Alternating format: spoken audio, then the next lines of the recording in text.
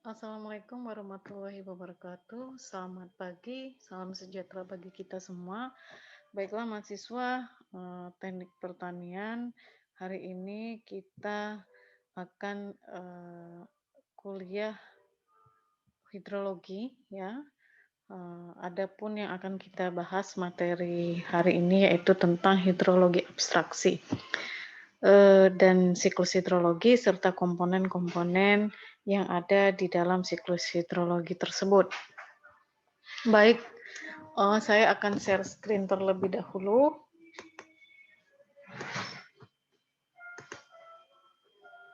Ya, baik. Ini adalah hari ini kita akan belajar hidrologi abstraksi.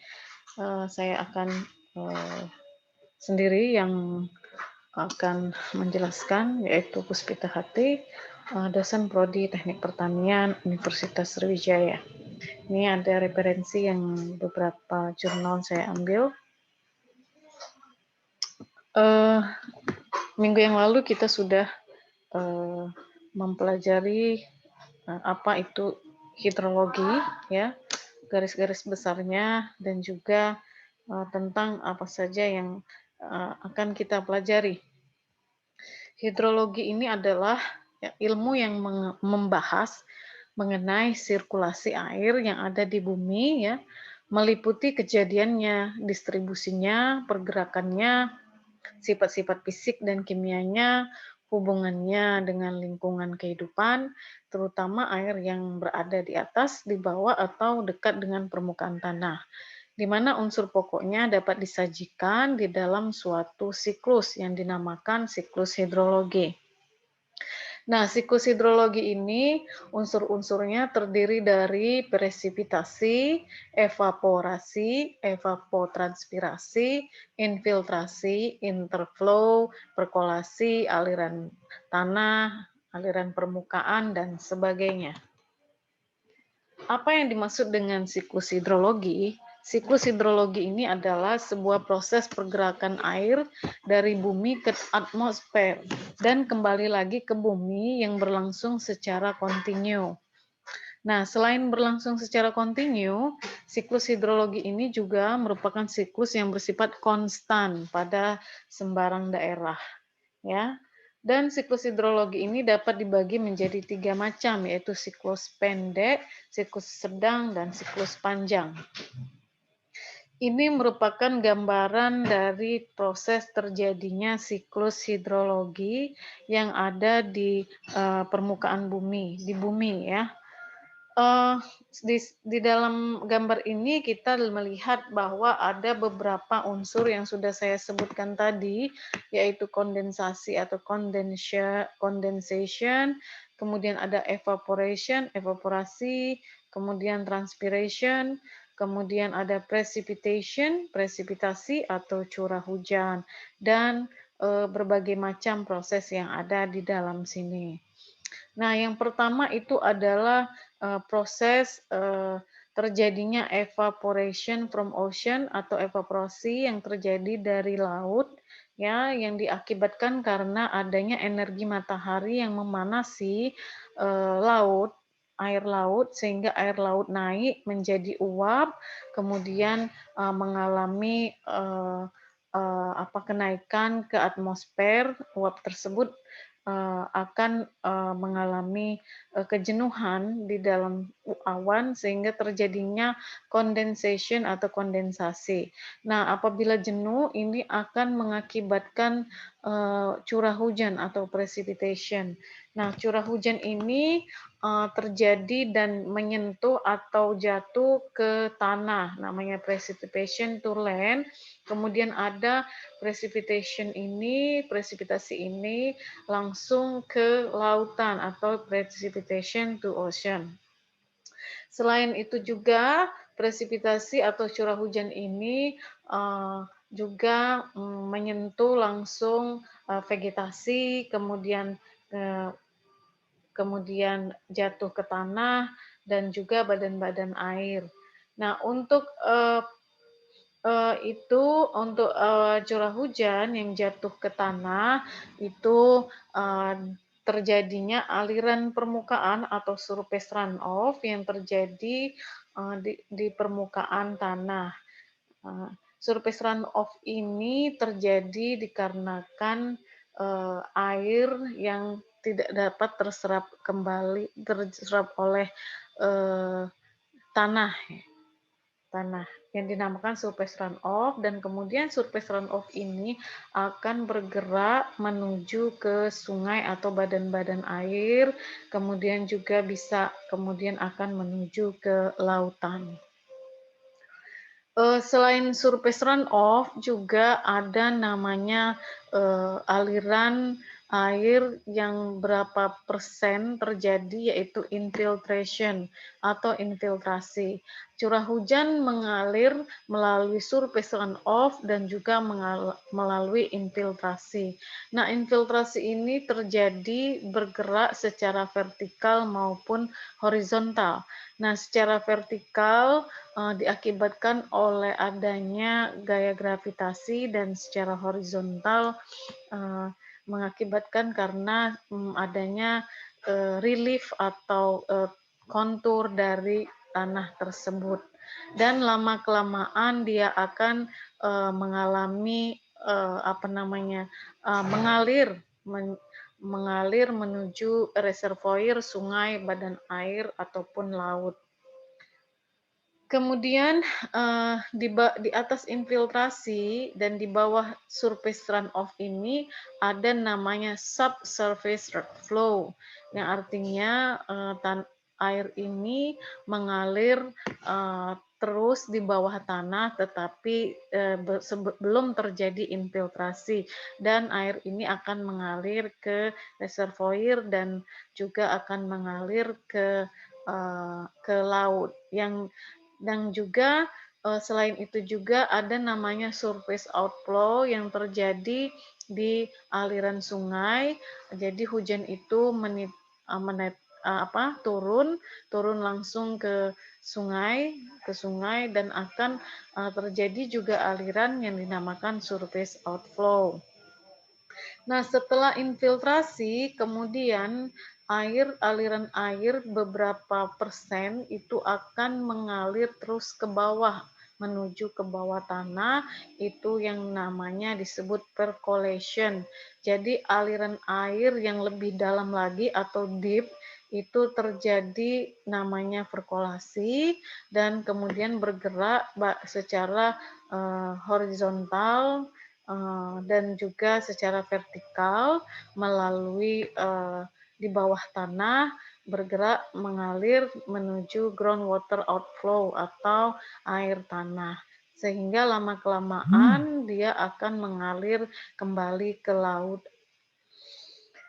Setelah itu terjadilah di laut ini terjadi juga evaporasi dari laut, kemudian ada juga terjadi evaporasi yang terjadi dari reservoir, dan selain itu juga evaporasi yang terjadi dari tanah. Dan selain itu evaporasi yang terjadi di badan air dan transpirasi yang terjadi di tanaman. Nah, transpirasi yang terjadi di tanaman ini namanya juga intersepsi, dan juga intersepsi ini biasanya transpirasi dan intersepsi itu terjadi di badan-badan atau di vegetasi, di bagian tubuh vegetasi, dan paling banyak itu 90% terjadi di stomata, dikarenakan kebutuhan sinar matahari untuk fotosintesis. Sehingga setelah itu dia akan kembali lagi berevaporasi berevaporasi kembali dan menuju atmosfer, dan selanjutnya terjadilah siklus hidrologi secara berulang-ulang. Ini juga merupakan gambaran dari siklus hidrologi yang lebih sederhana. Nah, ini menjelaskan yang siklus hidrologi tadi, bahwa akibat panas matahari maka terjadinya penguapan, ya, atau evaporation. di sungai ataupun laut, dan penguapan dari permukaan tanaman atau disebut transpiration, serta penguapan dari permukaan tanah. Uap air ini diangkut oleh udara yang bergerak pada ketinggian tertentu akan dipadatkan membentuk awan. Kemudian dengan kondisi alam yang memungkinkan, dengan suhu yang semakin dingin sehingga terkondensasi menjadi butir air, sehingga menjadi hujan atau precipitation. Nah, air hujan yang jatuh di atas permukaan tanah akan mengalir sebagai aliran permukaan atau yang disebut dengan overland flow atau sering juga disebut dengan surface runoff. Sementara yang lainnya akan meresap ke dalam tanah atau disebut infiltrasi dan meresap ke pepohonan disebut intersepsi. Nah, intersepsi ini yaitu air hujan yang jatuh yang tertahan oleh tajuk atau ujung-ujung daun. Nah, oleh daunnya sendiri atau oleh bangunan-bangunan yang selanjutnya akan terjadi evaporasi atau akan diuapkan kembali ke atmosfer. Bagian air ini kita tidak dapat diukur karena terlalu kecil dan merupakan bagian air yang hilang. Nah, besarnya intersepsi pada tanaman ini tergantung ya pada jenis tanaman. Mungkin jenis tanaman ini berbeda-beda bentuk daunnya, ada yang lebih lebar, ada yang lebih kecil, atau ada yang lebih panjang dan ada yang lebih pendek. Kemudian juga bisa bentuk dari batang ya, tingkat pertumbuhan juga. Misalnya kalau tanamannya kecil masih berumur 1 bulan, berbeda dia dengan nilai intersepsi dengan pada tanaman yang berumur misalnya 5 bulan. Itu akan sangat berbeda sekali tergantung dengan tingkat pertumbuhannya. Nah, biasanya ini berkisar 1 mm pada hujan pertama dan kemudian sekitar 20% pada hujan berikutnya. Nah, ini merupakan gambaran dari ilustrasi siklus hidrologi yang ada di permukaan dan di dalam bumi. Nah, di sini ada tadi saya sudah jelaskan di sini ya. Selain danau, waduk juga ada embung ya. Kemudian untuk vegetasinya ada di sini hutan, kebun ya. Dan ini ada unsaturated zone. Unsaturated zone itu adalah atau vadose zone ya, sering disebut vadose atau unsaturated atau yang dinamakan dengan daerah yang tidak jenuh air. Kalau daerah jenuh air itu namanya saturated zone. Apa perbedaan antara unsaturated zone dengan saturated zone? Unsaturated zone itu adalah daerah yang tidak jenuh air. Artinya kalau kita memberikan air yang ada di unsaturated zone, maka dia akan terserap ke dalam tanah. Berbeda dengan daerah saturated zone. Artinya daerah saturated zone ini jenuh air. Jadi sudah penuh di lahan ini, di bagian ini sudah penuh air. Jadi apabila kita masukkan ke dalamnya, maka dia tidak akan dapat menampungnya lagi karena tanahnya sudah jenuh ya, atau daerahnya sudah jenuh air. Nah, di sini ada bebatuan yang kedap air dan juga ada berbagai macam air tawar, air asin dan sebagainya. Nah, ini skema siklus hidrologi yang sudah saya sebutkan tadi. Siklus hidrologi ini memiliki beberapa komponen, diantaranya yaitu atmosfer, udara, vegetasi, permukaan tanah, butiran air dalam tanah atau soil moisture, ya soil water, sungai-sungai, danau, rawa, waduk, embung, dan lain-lain, yaitu bagian air, ya badan air, dan juga air tanah atau groundwater.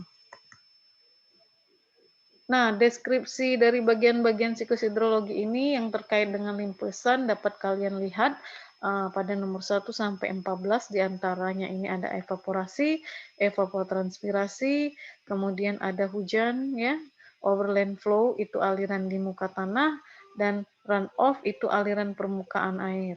Aliran jaringan sungai disebut river flow ya, Transpirasi, air diambil melalui akar tanaman, kenaikan kapiler dari soil water atau VADO zone, yaitu unsaturated zone tadi ya.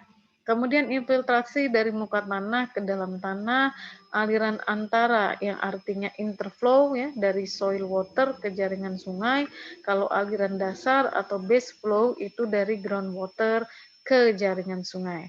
Sedangkan perkolasi itu dari soil water ke groundwater. Nah, di dalam siklus hidrologi ada 3 jenis, siklus hidrologi pendek, siklus hidrologi sedang, dan siklus hidrologi panjang. Nah, untuk siklus hidrologi pendek ini sangat sederhana dan melibatkan beberapa tahapan saja. Nah, yang pertama, sinar matahari mengenai sumber air di bumi dan akan membuat sumber air tersebut menjadi menguap.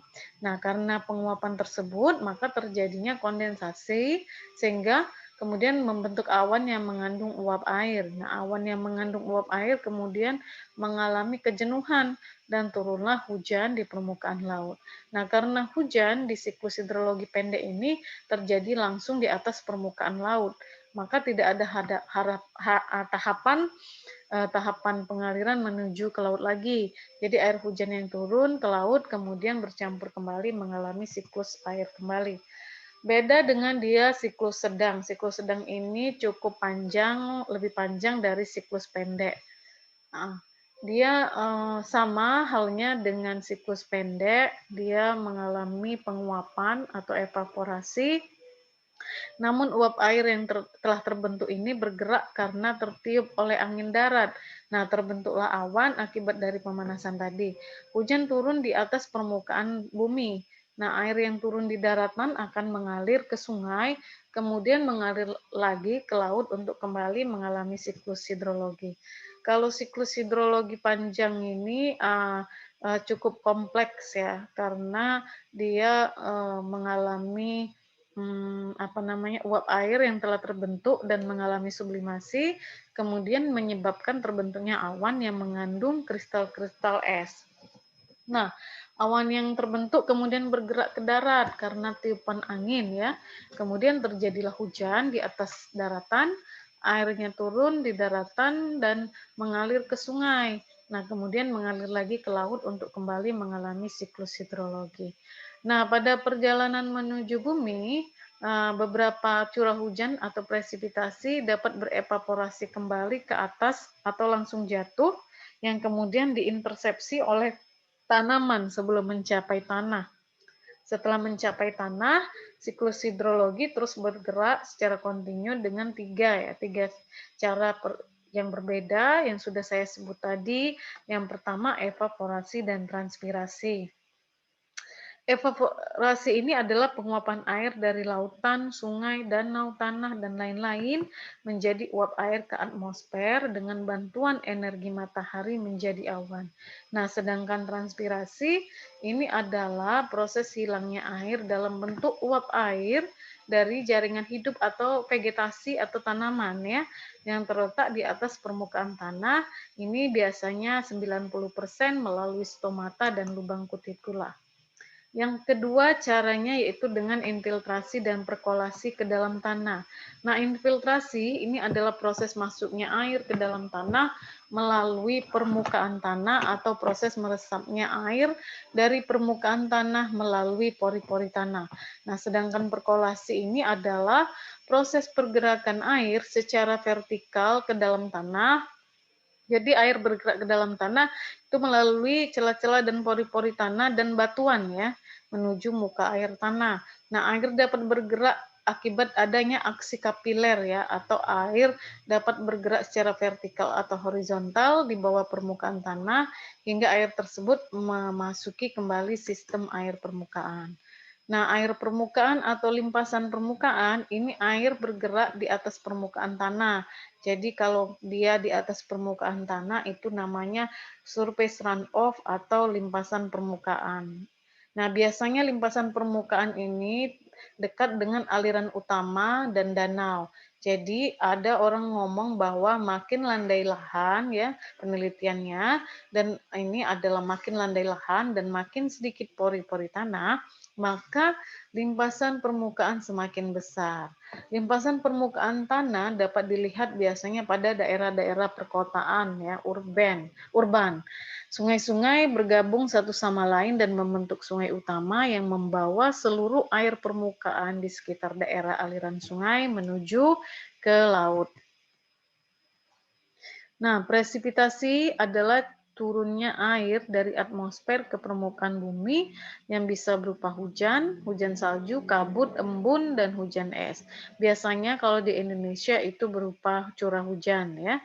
Presipitasi ini terjadi karena atmosfer bumi mengandung uap air, kemudian meskipun jumlah uap air sangat kecil dibanding gas lain di atmosfer, tetapi merupakan sumber air yang terpenting bagi kehidupan di bumi ya. Nah, menurut penelitian, pada curah hujan tahunan biasanya didapatkan 90 sampai 110% dari rata-rata jumlah dalam jangka panjang.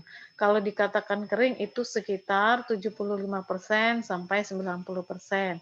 Kalau sangat kering, curah hujan totalnya kurang dari 75% dari rata-rata jumlah dalam jangka panjang. Kalau dikatakan basah, presipitasinya 110 sampai 125%. Dan kalau dikatakan curah hujannya sangat basah, itu 125% dari rata-rata jumlah dalam jangka panjang. Parameter hujan. Jumlah hujan yang jatuh di permukaan bumi ini dinyatakan dalam kedalaman ya, biasanya milimeter, yang dianggap terdistribusi atau merata pada seluruh daerah tangkapan air. Daerah tangkapan air ini bisa juga disebut dengan das, biasanya disebut das atau daerah aliran sungai. Intensitas hujan adalah jumlah curah hujan dalam satuan waktu yang biasanya dinyatakan dalam milimeter per jam atau milimeter per hari ataupun ada milimeter per bulan, milimeter per tahun dan sebagainya. Nah, yang kemudian disebut hujan jam-jaman, hujan harian, hujan mingguan, hujan bulanan dan sebagainya. Nah, ini keadaan hujan dan intensitas hujan dari hujan sangat ringan sampai hujan lebat. Kalau dinamakan durasi hujan ini, hujan yang dihitung dari saat mulai hujan sampai hujan berhenti ya, yang biasanya dinyatakan dalam jam. Intensitas hujan rata itu adalah perbandingan antara kedalaman hujan dan durasi hujan. Distribusi hujan sebagai fungsi waktu yang menggambarkan variasi kedalaman hujan dapat dinyatakan dalam bentuk diskrit atau kontinu yang disebut dengan hydrograph, yaitu suatu histogram yang menggambarkan kedalaman hujan atau intensitas hujan. Intensitas hujan bervariasi yaitu dalam ruang dan waktu. Nah, ini contohnya histograf dan distribusi hujan secara kumulatif. Yang X itu adalah time atau jam atau time ya, hari. Yang ini time menit. Ini adalah intensitas curah hujannya. Kalau di sini dia dibuatnya sentimeter per hari, bisa juga ya. Kalau di sini kumulatif, hujan kumulatifnya sentimeter. Nah, infiltrasi. Infiltrasi adalah proses masuknya air ke dalam tanah melalui permukaan tanah. Proses infiltrasi dapat berlangsung secara vertikal dan horizontal ya. Proses infiltrasi kalau secara vertikal ini disebabkan oleh adanya gaya gravitasi dan dikenal dengan sebutan perkolasi. Jadi kadang kita salah antara infiltrasi dan perkolasi itu dikira sama, padahal berbeda. Dia ya, ini infiltrasi dan satu lagi perkolasi yang menuju ke paling bawah atau lebih dalam lagi, itu adalah perkolasi. Nah, proses infiltrasi yang terjadi secara horizontal disebabkan oleh adanya gaya kapiler yang dikenal sebagai aliran antara atau interflow. Mungkin evaporasi dan transpirasi sudah kalian pahami tadi. Nah, sekarang evapotranspirasi. Evapotranspirasi yang disebut ET biasanya ya, ini adalah salah satu elemen dalam siklus air yang menguap, yang keluar menguap dari permukaan tanah. Data evapotranspirasi ini merupakan masukan yang sangat penting dalam water balance di das. Water balance di das ini artinya keseimbangan air yang ada di daerah tangkapan air tadi, di daerah aliran sungai ya. Evapotranspirasi ini sebenarnya bisa diukur dengan menggunakan lisimeter, tapi lisimeter alatnya ini sangat mahal dan juga sulit dilakukan dan juga kurang akurat ya. Karena itu biasanya evapotranspirasi diperoleh secara estimasi atau prediksi dengan menggunakan apa? Dengan menggunakan neraca air tadi, dengan menggunakan rumus ya neraca air yang neraca air ini tergantung dari tutupan lahan ya faktornya ya itu banyak sekali faktor-faktor yang mempengaruhi neraca air ini yaitu beberapa faktor yang mempengaruhinya adalah tutupan lahan, curah hujan, infiltrasi dan variabel lainnya. Nah, hasil prediksi evapotranspirasi ini biasanya bisa mencapai 59 sampai 90%. Evapotranspirasi ini merupakan jumlah penguapan ya dari tanah dan air, kemudian kehilangan intersepsi dan transpirasi tanaman ya.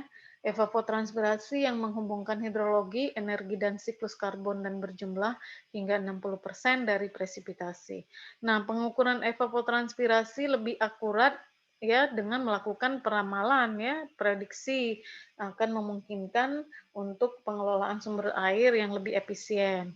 Nah, evapotranspirasi dan presipitasi di sungai ini memiliki pengaruh yang sangat besar terhadap retensi air, khususnya di lahan rawa. Runoff mungkin kita sudah sebutkan tadi bahwa air runoff ini adalah air hujan yang tidak dapat ditahan oleh tanah ya, vegetasi atau cekungan dan akhirnya mengalir langsung ke sungai atau laut dan terdapat di atas permukaan tanah ya. Nah, nilai limpasan permukaan ini tergantung dari besarnya tingkat kerusakan lahan. Sedangkan besarnya nilai aliran permukaan ini dipengaruhi oleh curah hujan, vegetasi ya, atau tanaman penutup lahan ya, adanya bangunan penyimpan air dan faktor lainnya.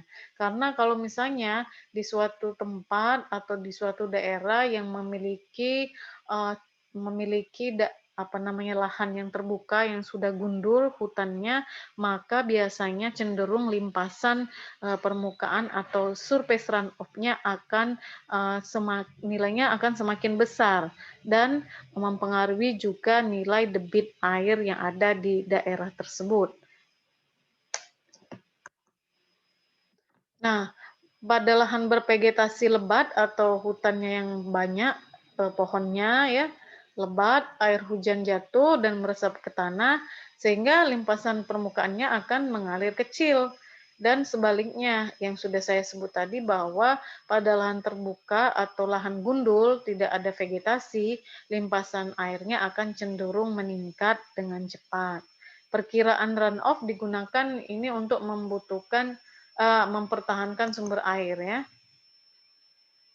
Limpasan permukaan ini banyak definisinya atau namanya ya menurut C. Asdak ahli hidrologi itu disebutnya air larian.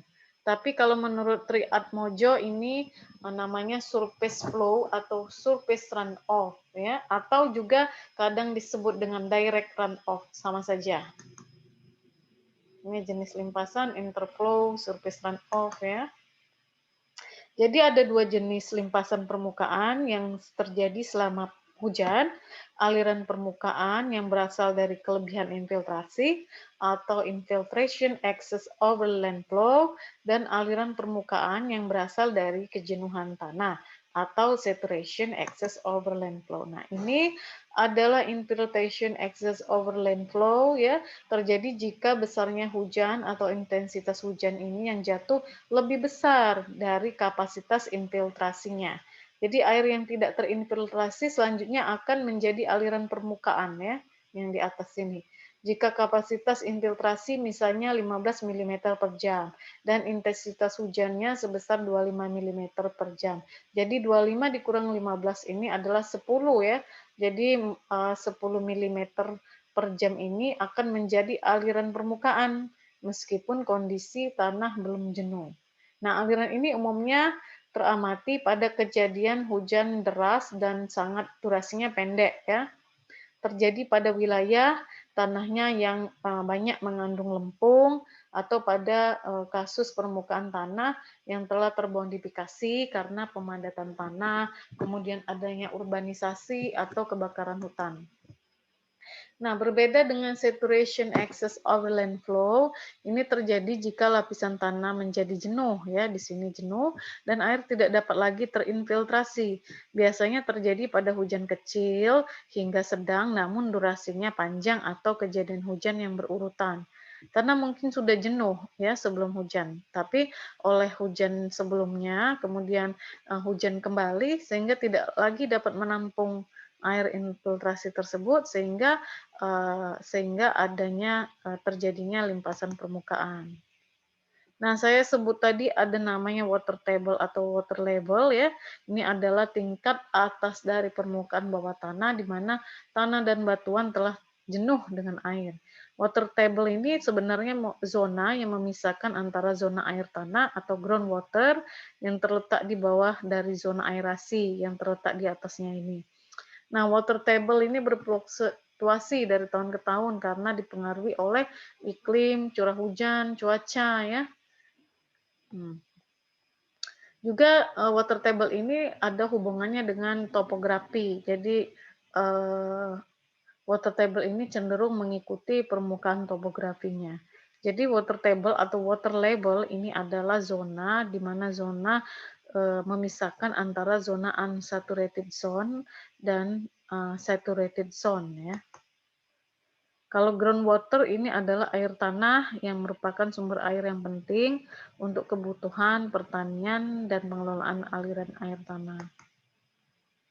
Nah, yang saya sebut tadi adalah water balance. Water balance itu namanya neraca air, ya.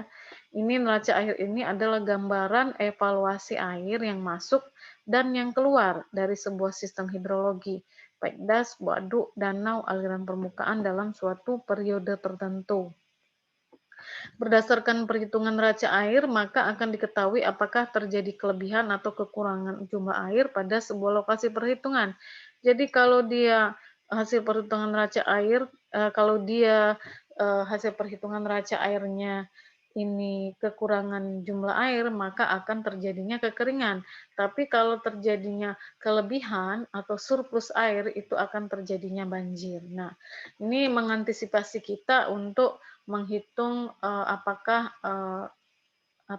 terjadinya bagaimana atau mengantisipasi terjadinya bencana akibat besarnya jumlah surplus air tadi, ya, dan juga dapat digunakan sebagai pedoman atau acuan pola pemanfaatan sumber daya air secara optimum dalam upaya konservasi air.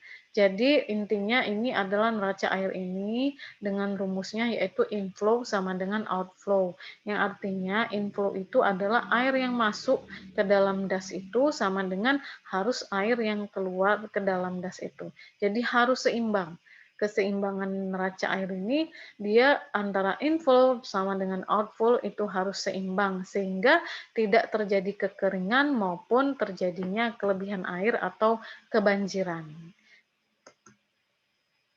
Apa sih peranan hidrologi dalam teknik pertanian? Yang pertama itu adalah memperkirakan besarnya banjir akibat hujan deras, ya, sehingga dapat kita rencanakan bangunan apa, bagaimana bangunannya untuk mengendalikannya ini. Misalnya tanggul banjir, saluran drainase, gorong-gorong, jembatan dan sebagainya. Dan bagaimana terhadap dimensi-dimensinya, berapa dimensi yang harus diperlukan sehingga diperkirakan akan tidak terjadinya banjir, ya. Yang kedua, ini memperkirakan jumlah air yang dibutuhkan tanaman, sehingga dapat direncanakan bangunan untuk melayani kebutuhan tersebut. Kemudian yang ketiga, itu dapat memperkirakan jumlah air yang tersedia di suatu sumber air atau mata air, ya, untuk dapat dimanfaatkan guna berbagai keperluan air baku, misalnya keperluan rumah tangga, perdagangan, industri, irigasi, pembangkit listrik tenaga air, perikanan, peternakan, dan sebagainya. Nah, kembali kita ke model hidrologi.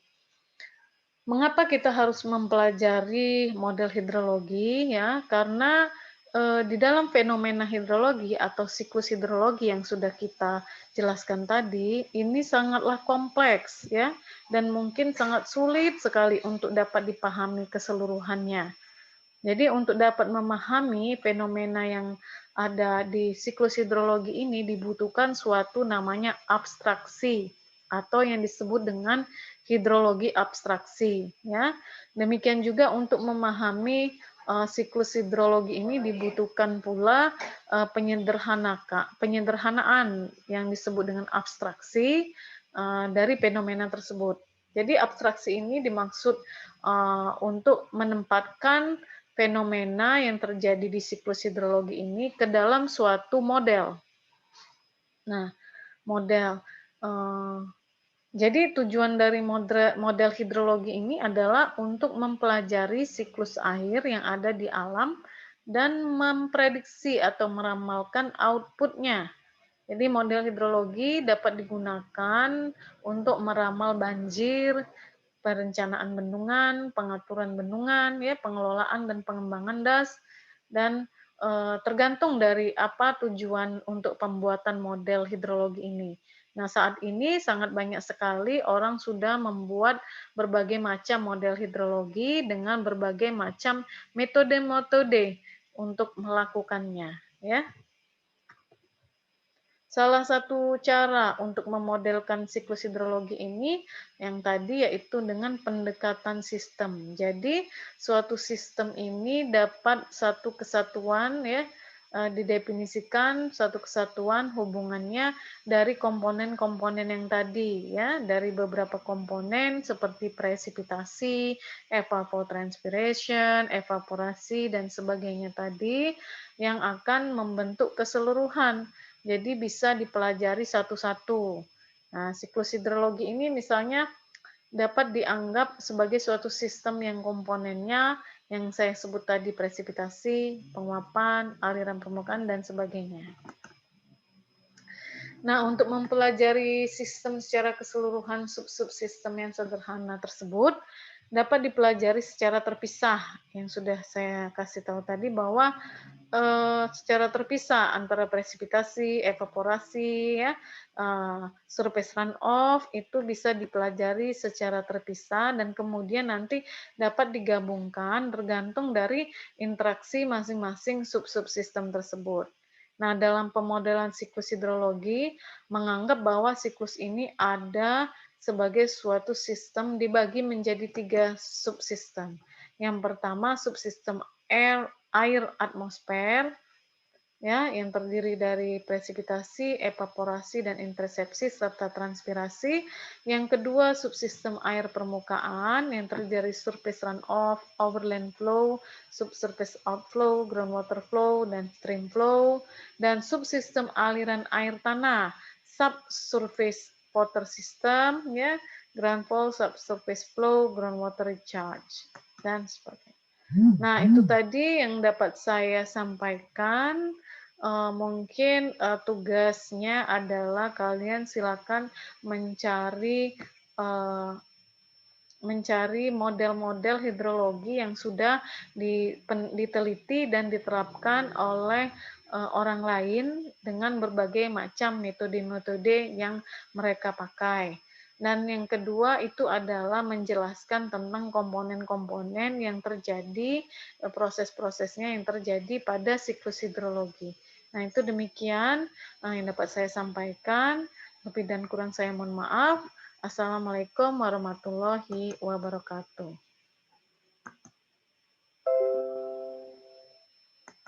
Baik, terima kasih atas perhatiannya. Sampai jumpa pada materi selanjutnya.